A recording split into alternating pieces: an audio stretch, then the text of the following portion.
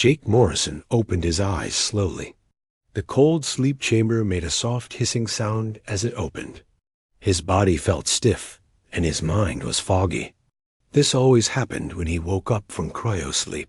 He had been sleeping for 6 months while there. Ship traveled through space. Something was wrong, though. The ship felt different. It was too quiet, and the lights were dim. Jake sat up and looked around the cryo bay. All the other sleep chambers were still closed. His crew was still sleeping. He pressed the button on his wrist computer. "Computer, what is our location?" "Unknown," the computer said in its calm voice. "We are not in the planned flight path. We have been pulled off course by a large gravity." Source. Jake's heart started beating faster. This was not good news. He quickly got dressed in his blue uniform and walked to the bridge of their ship, the Wanderer. The bridge was empty except for the soft glow of computer screens. He sat in the captain's chair and looked at the main screen. What he saw made him gasp.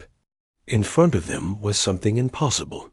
It was a giant ring floating in space around. A dying red star. The ring was so big that Earth could fit inside it many times over. "Computer, scan that structure," Jake said, scanning complete.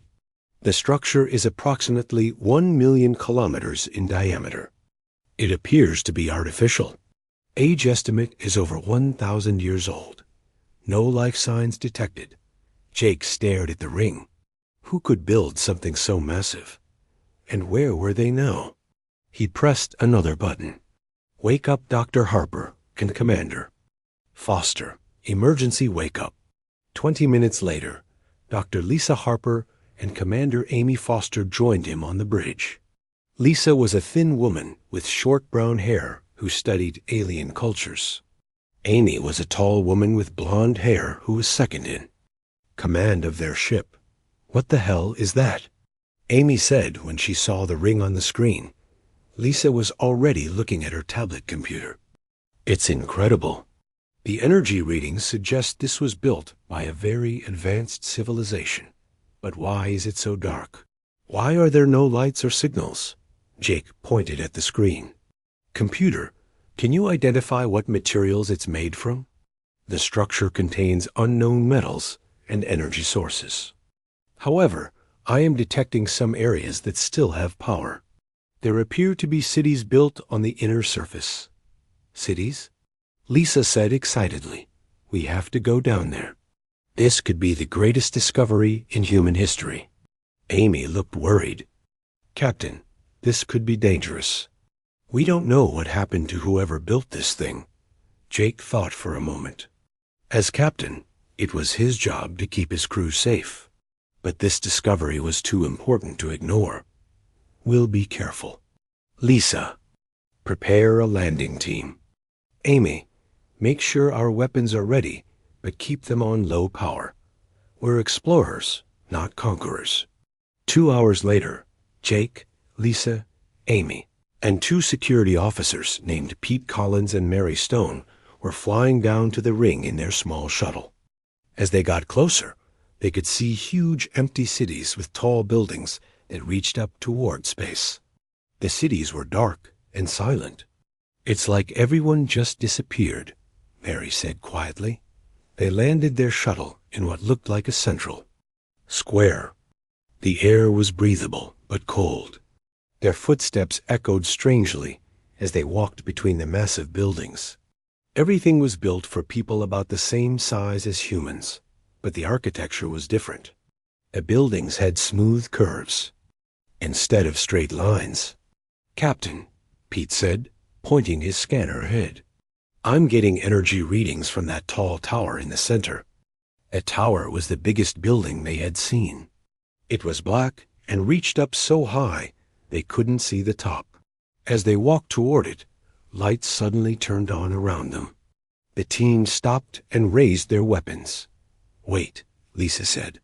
"Look at the lights. They're not threatening us. They're showing us the way." She was right. The lights formed a path leading to the tower. As they followed the path, more lights turned on ahead of them. It was like the city was welcoming them. When they reached the tower, a door opened without any sound. Inside, the walls glowed with a soft blue light. There was a platform in the center that looked like an elevator. Should we risk it? Amy asked. Jake stepped onto the platform. We've come this far. The platform rose quickly and smoothly. Through the transparent walls of the tower, they could see the entire ring world spread out below them. The cities went on forever in both directions.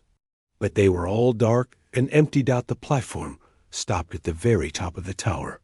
They stepped out into a large round room with windows that showed the stars outside. In the center of the room was a chair made of the same black material as the tower. Someone was sitting in the chair. She looked almost human, but her skin had a strange silver color that seemed to shift and change. Her eyes glowed with a soft white light. She was beautiful, but also frightening. "Welcome," she said, and somehow they could understand her even though she wasn't speaking English. "I have been waiting for someone to find me. I am Zaravel Noth, the last of the Kethmori." Lisa stepped forward. "We are humans from the planet Earth. We're explorers. What happened here? Where is everyone?" The woman smiled sadly. "My people are dead. Our great empire is fallen. This ring world was our capital, the heart of our civilization that ruled over 1,000 worlds for 1,000 years. What happened to them?" Jake asked. "Time happened. War happened. We conquered too much and held it too tightly. In the end, we destroyed ourselves fighting over the scraps of our empire." She looked at Jake with those glowing eyes. "But before I die, I wish to make an offer to your species." Amy moved her hand toward her weapon. "What kind of offer?" "I have enough power left for 3 requests. I can grant you 3 things using the ancient technology of my people. Anything you ask for, I can make real." Zaravel Noth stood up from her chair. "I am curious to see what a new species would do with such power." The 5 humans looked at each other. Lisa's eyes were wide with excitement. Amy looked suspicious. Pete and Mary seemed scared. Jake felt the weight of the decision on his shoulders. "Why would you help us?" he asked. "Because I am dying alone in this dead place. Because I want to see if there is still hope in the universe. Because maybe your people are different from mine." She sat back down, but choose quickly. "My power fades with each passing hour." Jake's mind raced. 3 wishes. They could ask for anything. Advanced technology, weapons, immortality, safe passage home. But as he looked around the dead city through the windows, he thought about all the people who had once lived here, all the civilizations that the Kethmori had conquered, all the lives that had been lost. He made his decision. Jake looked at Zaravel Noth and took a deep breath. His crew was watching him, waiting to see what he would decide. This was the biggest choice any human had ever faced. "I want you to bring back 1 person from each species your people destroyed," Jake said. The room went completely silent. Amy grabbed Jake's arm. "Captain, what are you doing?" Zaravel Noth's glowing eyes went wide. For the first time since they met her, she looked surprised. "You want me to bring back the dead? Do you understand what you are asking for?" "I understand perfectly," Jake said. "Your people conquered and destroyed other civilizations. I want you to undo that damage." Lisa stepped forward. "Jake, that's impossible. You can't bring back the dead. My technology can reach back through time itself," Zaravel Noth said slowly. "I can find the quantum echoes of beings who died long ago. I can pull their consciousness forward and give them new bodies. But what you ask will use almost all my remaining power."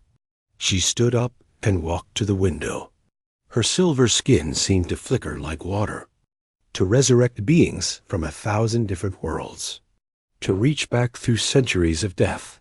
This will take everything I have. I may die before I can grant your other 2 requests."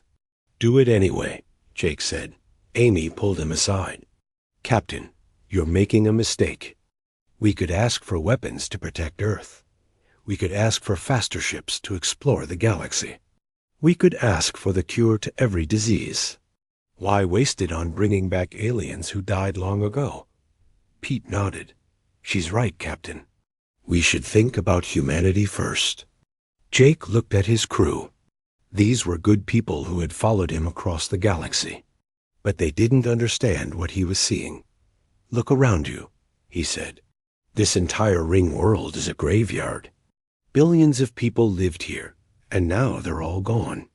The Keth Mori destroyed entire species and erased them from history. If we can fix that, even just a little bit, we have to try, Mary spoke up quietly. But Captain, what if these aliens blame us for what the Keth Mori did? What if they attack? You? Then we'll deal with that when it happens, Jake said. He turned back to Zaravel Noth. Will you do it? The last Keth Mori stared at him for a long moment. Your species is very strange. Most beings would ask for power or wealth or safety for their own people. But you ask for justice for strangers who died before your civilization even existed. That's what makes us human, Jake said. Zaravel Noth nodded slowly. Very well. Stand back. This will be intense. She walked to the center of the room and raised her hands. The air around her started to glow with silver light. The light grew, brighter and brighter, until the humans had to cover their eyes. The tower began to shake. Through the windows, they could see energy flowing out from the tower and spreading across the entire ring world. The dead cities below started to light up with the same silver glow.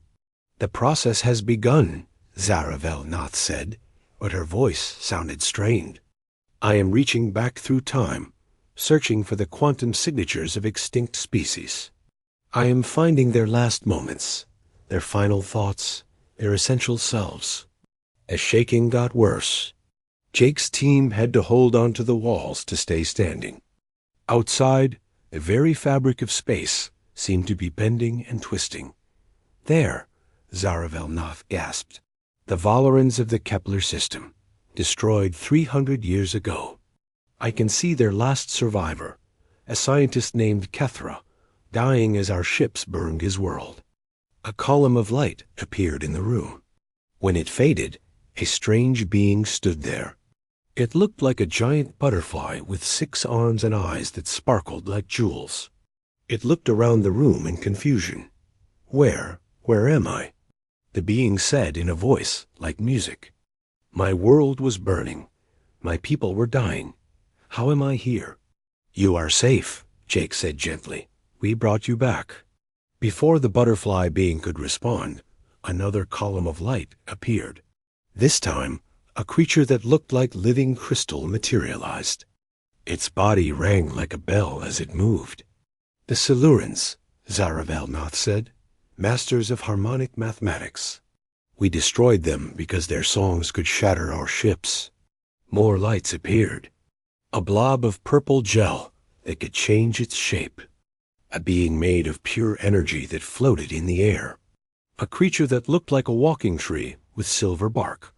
With each resurrection, Zaravel Noth grew weaker. Her silver skin started to fade and flicker. Sweat beaded on her forehead. This is taking everything, she whispered. The power required to reach back through time, to rebuild their bodies, to restore their memories. I don't know if I can continue. Keep going, Jake said. Please. The resurrections continued. Soon the room was filled with dozens of strange beings. They came in every shape and size imaginable. Some were beautiful, others were terrifying. All of them were confused and frightened. Lisa was frantically working on her tablet computer, trying to activate the universal translator. Jake, we need to communicate with them. They're panicking. A creature that looked like a giant spider with scales instead of fur was backing away from them. A being made of living shadow was flickering in and out of existence. A crystal creature was making sounds that hurt their ears. I know, Zaravel Noth said weakly. They remember dying. They remember watching their worlds burn. They remember my people killing everything they loved. More beings appeared.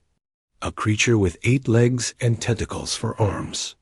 A being that looked like a small dragon covered in fur. Something that was just a floating sphere of light. The room was getting crowded. Jake realized they would need more space soon. Computer, he said into his wrist communicator. Prepare the cargo bays for incoming passengers. Various atmospheric requirements. Understood, Captain, the computer replied. Hours passed. The resurrections continued.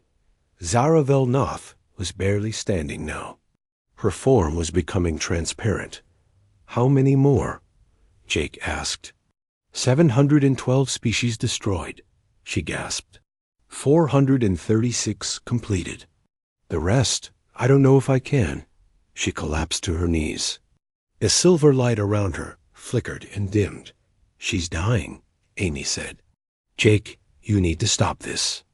We need her alive to grant the other requests. But Jake was looking at all the beings they had already saved. Hundreds of unique creatures, each one the last survivor of their species. Each one representing millions of years of evolution and culture that had been lost forever. Keep going, he told Zaravel Noth. Save as many as you can. She looked up at him with fading eyes. Why does this matter so much to you? Jake knelt down beside her. Because someone has to care about the people who can't speak for themselves. Someone has to remember the ones who are forgotten. That's what humans do. We remember. Zaravel Noth smiled weakly. Your species is remarkable. Very well. I will give everything I have. The silver light blazed up one more time. The final resurrections happened quickly, one after another. When? The light finally faded. The room was packed with beings from across the galaxy. Zaravel Noth collapsed completely. She was barely visible now, like a ghost. It is done, she whispered. 643 species, the last survivors of worlds we destroyed. They are all here. Jake looked around the room at all the confused, frightened beings. They were talking to each other in dozens of different languages. Some were angry. Some were sad. Some were just lost. What happens now? Amy asked. That's when the arguing started. The crystal being was making angry sounds at Zaravel Noth. The butterfly creature was crying tears that sparkled like diamonds. The shadow being was growing larger and darker. They want justice, Lisa said, reading her translator. They want revenge for what her people did to them. Jake realized he had created a new problem. He had brought back hundreds of beings who had every right to be angry. And they were all looking at the dying Kethmori who had killed their people. This was going to get complicated very quickly. The tower room had become chaos. Hundreds of strange beings filled every available space, and more were still appearing in flashes of silver light. Some were floating in the air, others crawled on the walls, and a few seemed to exist as pure. Energy Jake watched as a creature that looked like a walking tree pointed one of its branch arms at Zaravel Noth and made angry clicking sounds. The universal translator in Lisa's tablet was working overtime, trying to convert dozens of alien languages at once. She must pay for what her people did, the tree creature said through the translator. My world had forests that sang in the wind. Now they are ash. A being made of living crystal chimed in with sounds like breaking glass. The Kethmori destroyed our harmonic cities. They silenced our people's songs forever. Zaravel Noth, barely able to lift her head. Her silver skin was now almost completely transparent. I know what my people did was wrong, she whispered, but I cannot change the past. The butterfly creature with jeweled eyes flew closer to Jake. You brought us back, human. We are grateful. But why did you save the destroyer as well? Jake looked around the crowded room. Some of the beings were angry. Others seemed sad, and a few looked completely lost. Because everyone deserves a chance to make things right. A creature that was just a floating ball of purple energy pulsed brighter. Make things right? How can anything be made right? Our worlds are gone. Our people are dead. We are the last of our kinds. Amy pulled Jake aside. Captain, this is getting dangerous. Some of these beings have powers we don't understand. If they decide to fight ... She was right. Jake could see energy building up around some of the aliens. The crystal being was vibrating at a frequency that made the tower walls shake. The shadow creature was growing larger and darker. Everyone, please calm down, Jake said loudly. I know you're angry. I know you're hurt. But fighting won't bring back your people. A creature that looked like a small dragon covered in blue fur landed on his shoulder. Then what will, human? You have 2 more requests. Use them to bring back our entire species. Jake felt the weight of everyone's eyes on him. These beings had lost everything, and now they were looking to him for answers. But he knew it wasn't that simple. Lisa was reading her tablet frantically. Jake, according to my scans, Zaravel Noth barely has enough power left to grant 1 more request, maybe 2 if they're simple. Bringing back entire civilizations would be impossible. Then use your requests to torture her, said a being that looked like a giant spider with metal scales. Make her suffer as our people suffered. No, Jake said firmly. That won't solve anything. The angry voices got louder. The beings began grouping together by species type. The energy creatures floated together in one corner. The mechanical-looking beings gathered near the windows. The organic creatures clustered around the tree being. Mary Stone, one of Jake's security officers, spoke quietly into his ear. Captain, I think they're forming some kind of council. This could be a war crimes trial. She was right. The beings were organizing themselves.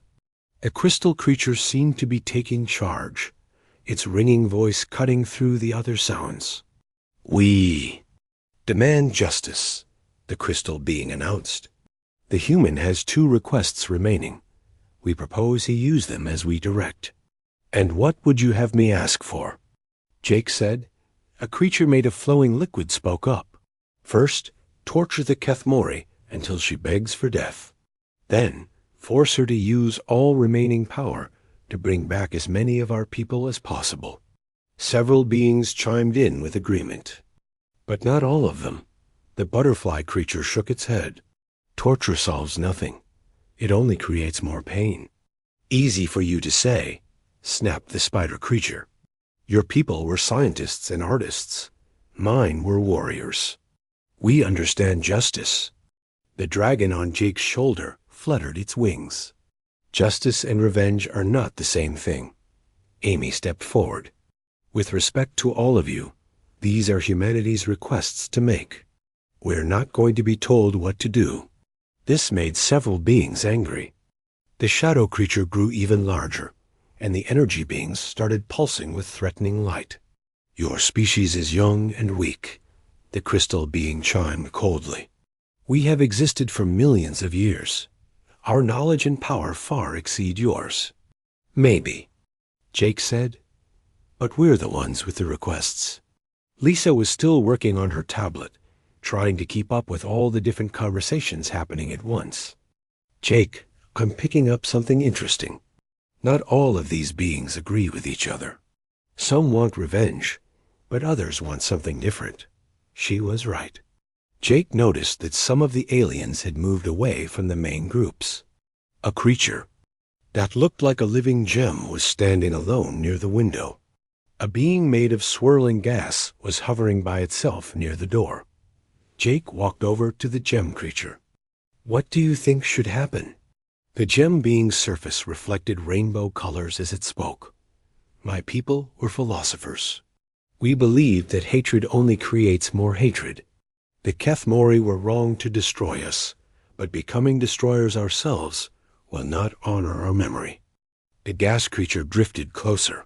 I agree. My species valued understanding above all else. Perhaps we should try to understand why the Kethmori became conquerors. This caught Lisa's attention. She had been scanning the tower's computers during all the arguing. Jake, I found something in the Kethmori databases. The historical records go back further than we thought. She showed him her tablet screen.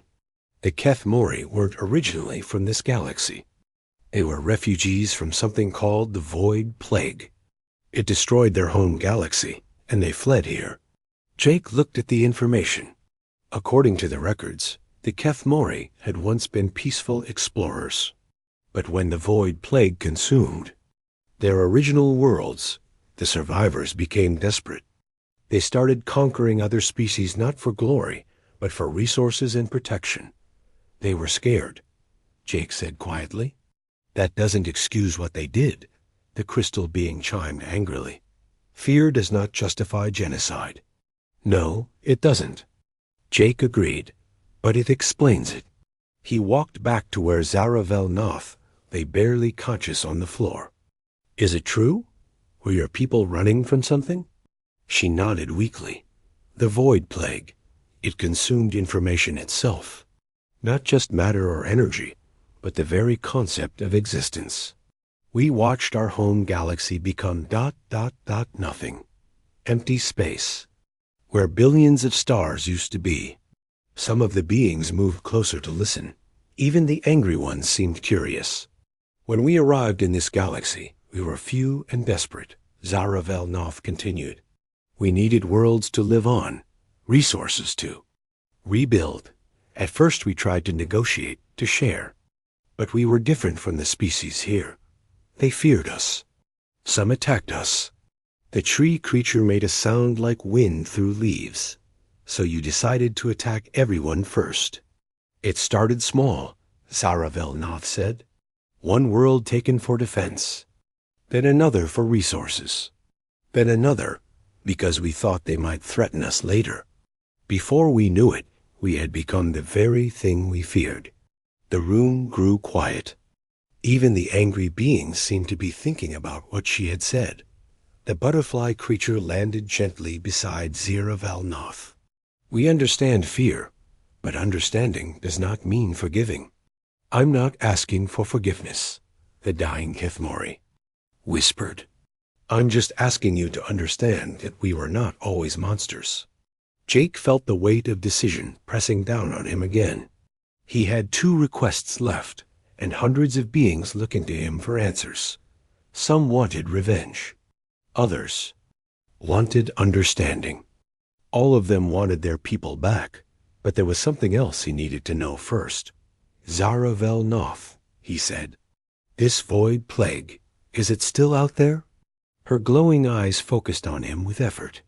Yes, it moves slowly between galaxies, consuming everything in its path. We built our empire partly to create a barrier against it. But with our civilization fallen ... She couldn't finish the sentence, but Jake understood. The barrier was gone. The Void Plague was coming. And suddenly, everything changed. This wasn't just about justice for the past. It was about survival for the future. The news about the Void Plague changed everything. The angry voices in the tower room grew quiet as the beings absorbed what Zaravel Noth had told them. Jake looked around at all the different aliens. How long do we have? Zaravel Noth's form flickered like a dying flame. The plague moves slowly. Maybe 50 years before it reaches this galaxy. Maybe less. The crystal being made a sound like wind chimes. 50 years is nothing. My people lived for thousands of years. To us, 50 years is like a few days to you humans. A creature that looked like flowing water spoke up. What exactly is this Void Plague? How does it destroy information? It turns complexity into simplicity, Zaravel Noth explained weakly. A living being becomes basic chemicals. A city becomes scattered atoms. A thought becomes nothing. It doesn't destroy matter, but it destroys the patterns that make matter meaningful. Lisa was working frantically on her tablet.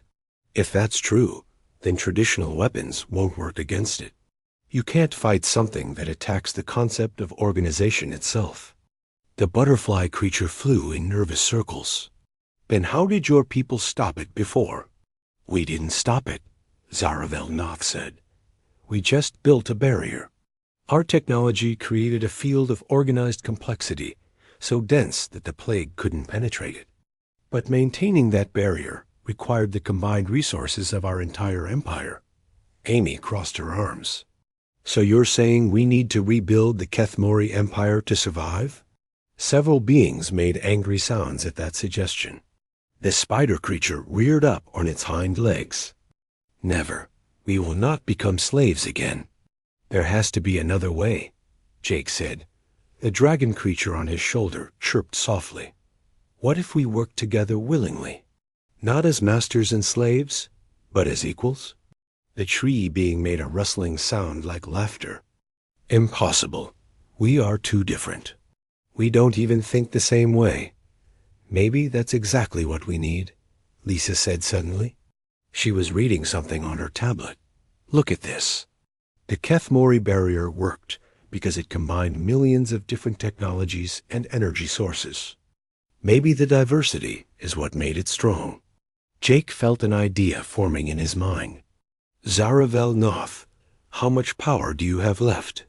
Enough for one major request, or two small ones, she whispered Dot. The beings in the room started arguing again. Some wanted Jake to ask for weapons to fight the plague. Others wanted him to ask for a way to escape to another galaxy. A few still wanted revenge against Zaravel Noth.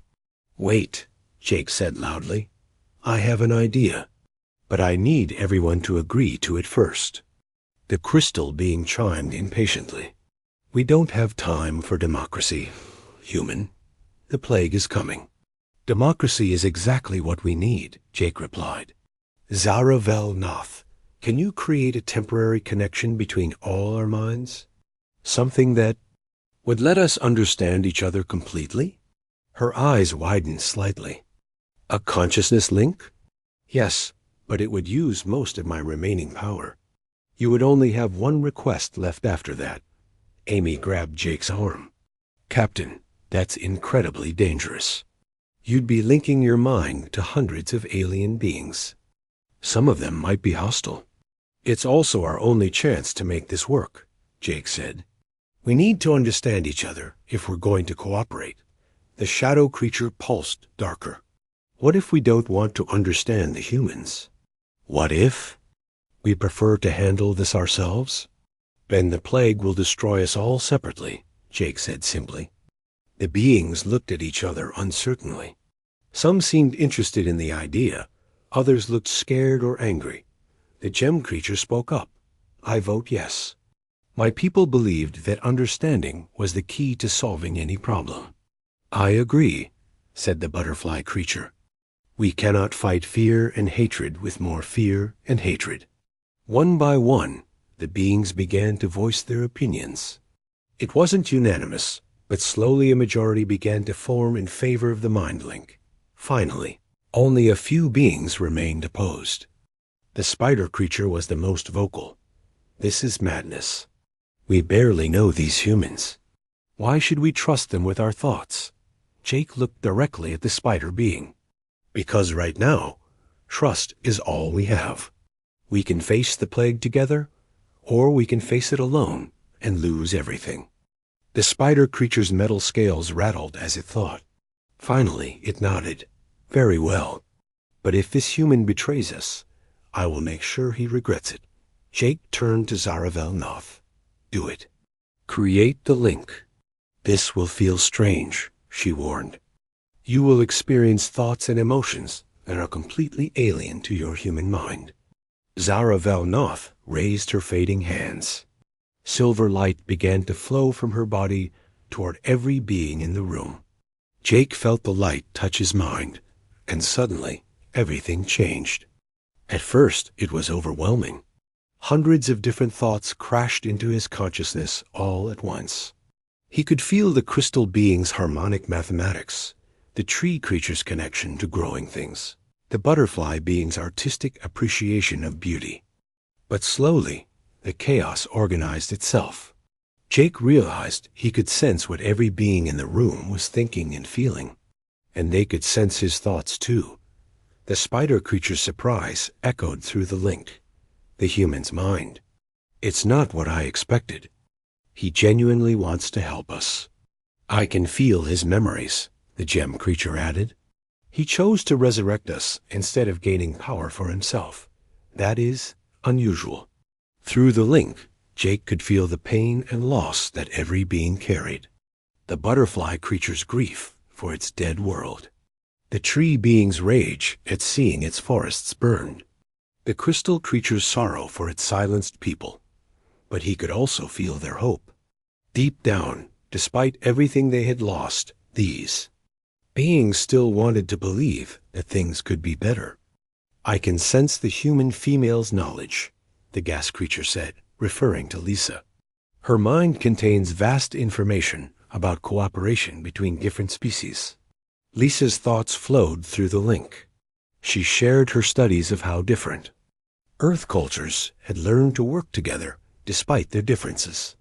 How diversity had made human civilization stronger, not weaker. And the warrior female thinks like we do, the spider creature observed about Amy. She understands the need for strength and protection. Amy's tactical mind connected with the military. Beings sharing strategies for defense and coordination. Pete and Mary's practical thoughts about logistics and resources meshed with beings who understood engineering and construction. Slowly, through the shared consciousness, a plan began to form. Not a plan created by one species, but a plan built from the combined knowledge and abilities of hundreds of different civilizations. The crystal beings can create harmonic fields that disrupt the plague's ability to consume information. One voice said through the link. The energy beings can manipulate space-time to slow the plague's advance, added another. The mechanical beings can build the physical structures needed to anchor the barrier, came a third voice. And the organic beings can provide the living complexity that makes the whole system adaptive, concluded a fourth. Jake felt amazement flowing through the link. For the first time in galactic history, hundreds of different species were truly understanding each other. Not just communicating, but actually thinking together. This is what we needed. The tree being's thoughts whispered through the connection. Not conquest, but cooperation. But then Jake felt something else through the link. Fear from Zaravel Noth. Her power was almost gone, and the consciousness link was fading. The connection is breaking, she said weakly. I don't have enough energy to maintain it. Jake realized this was his moment. He had one request left, and the fate of the galaxy depended on what he chose. Through the fading link, he could feel every being's hope and fear. They had glimpsed what was possible when different species worked together as equals.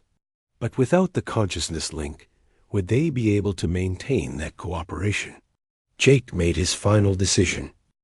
The consciousness link was fading fast. Jake could feel the connection between his mind and the hundreds of alien beings growing weaker by the second. Soon they would be separate again, and all the understanding they had shared might be lost. The dying link, he felt their fear. They had experienced perfect cooperation for the first time in galactic history, but now it was slipping away. Hurry, human. The crystal being's thoughts whispered urgently. Ask for the power to fight the plague. Ask for weapons or shields or faster ships. No, came the spider creature's mental voice. Ask for the ability to escape to another galaxy, where we'll be safe.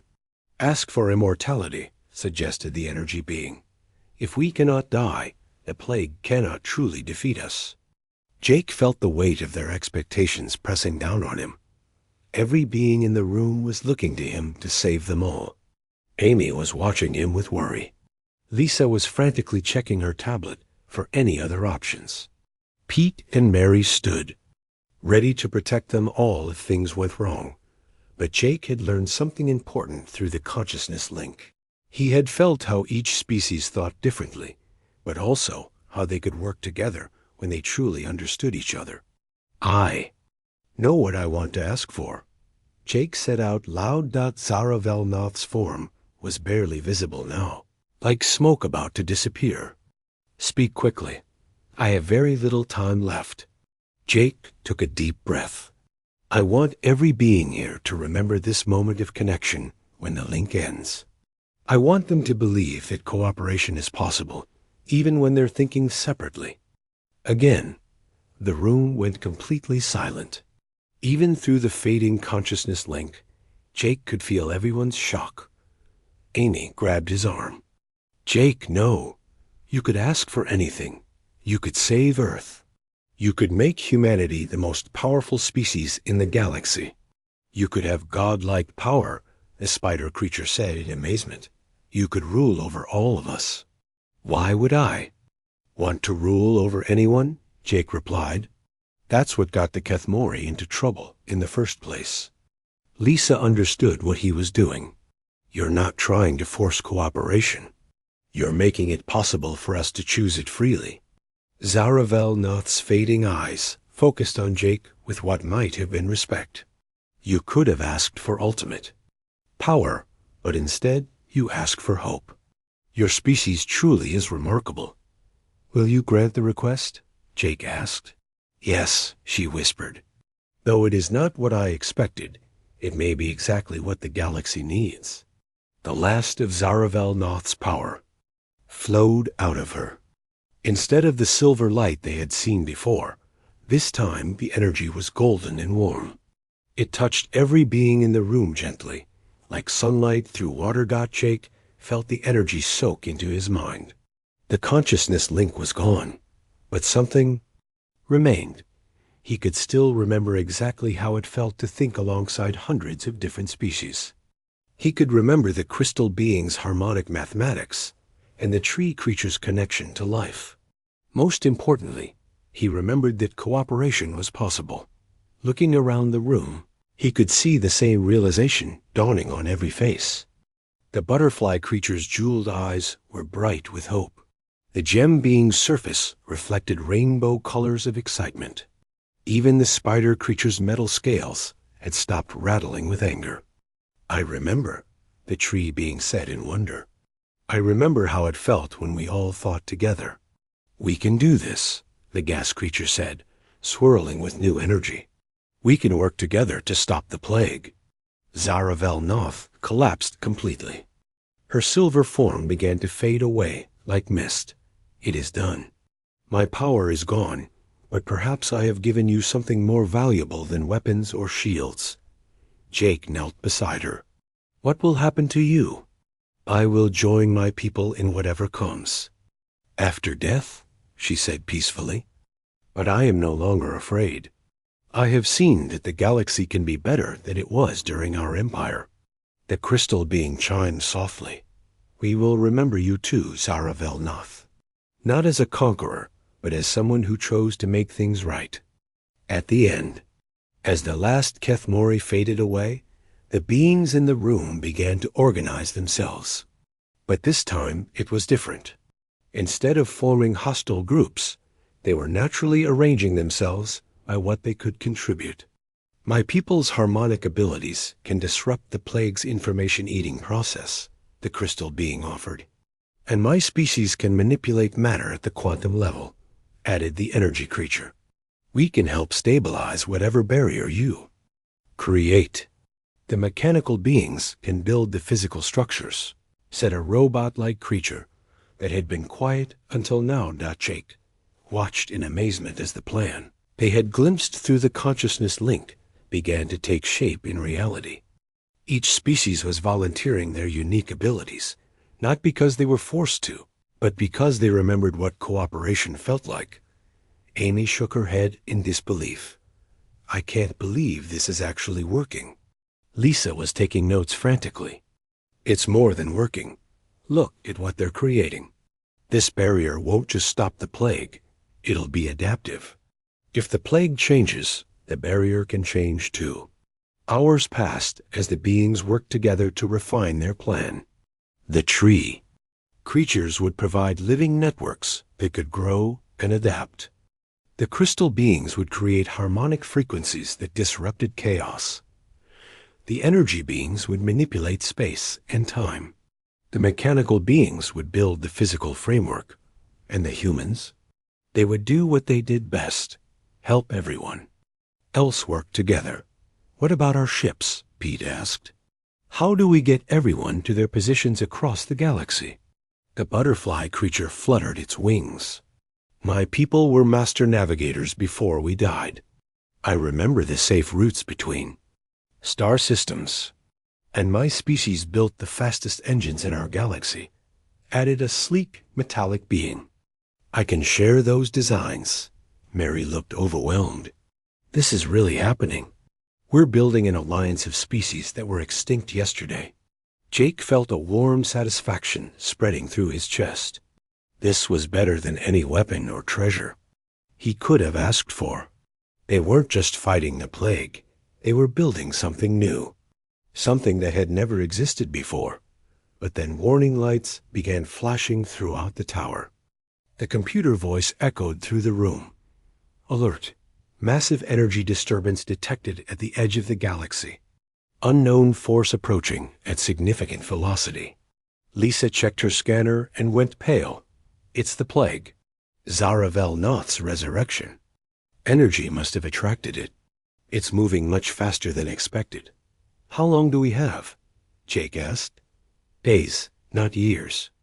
The room erupted in worried voices, but not panic.